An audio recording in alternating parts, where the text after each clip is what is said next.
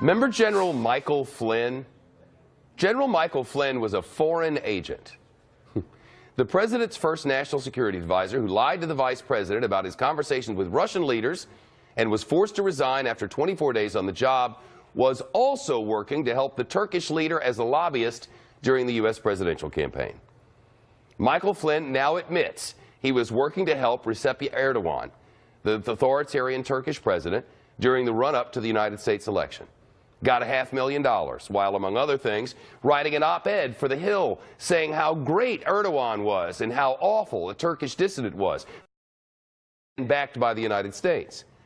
And he did that while we were deciding who would be our next president. And while he, the former Army Lieutenant General and intelligence chief, was on the campaign trail with Donald Trump, complaining about pay for play, as he was paid to play by a businessman in support of the Turkish leader whose voting base is Islamic voters. Lock her up. That's right.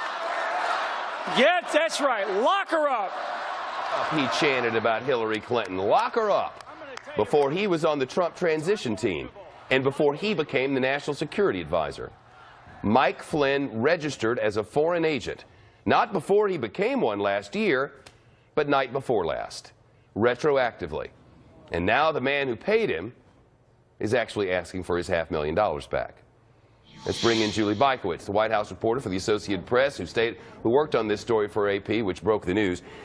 Julie, the White House said, he was a private citizen at the time, but there's been a lot of lying, Julie. And there's been a lot of lying. There's been lying about who you talk to, and by lots of people, and almost inevitably and invariably, they were lying about talking to the Russians about something. It's too much lying and too much Russia and too much smoke. And now they're investigating. Where are we in this thing? Well, with regard to Mike Flynn, the big news out of today was, and it was rather surprising to hear White House Press Secretary Sean Spicer say that the White House wasn't aware during its vetting process of Mike Flynn that he had done work that could be construed as for the Turkish government. You would think that the White House would, in the course of vetting someone for such an important job, come across that information.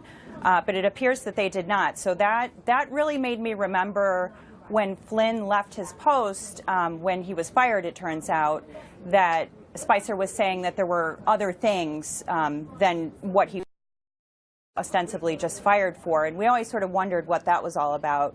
We're not getting a lot of answers out of the White House, but that this whole episode with the Turkish government could be one more thing that the White House was concerned about when they let him go. The president, as far as I can tell, hasn't answered questions on anything from reporters since this Russia story began building. He said Russia is a ruse, that it's all fake news, but that the leaks are real, something that really can't live together.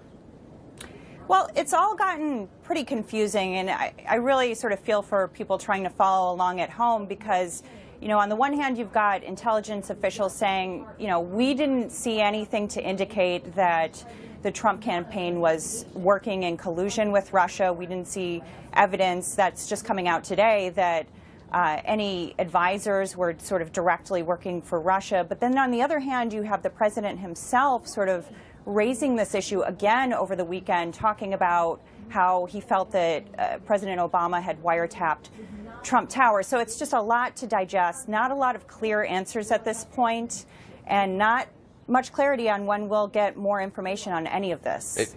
Are reporters still pressing the White House, pressuring the president and Sean Spicer and all the rest of them on this?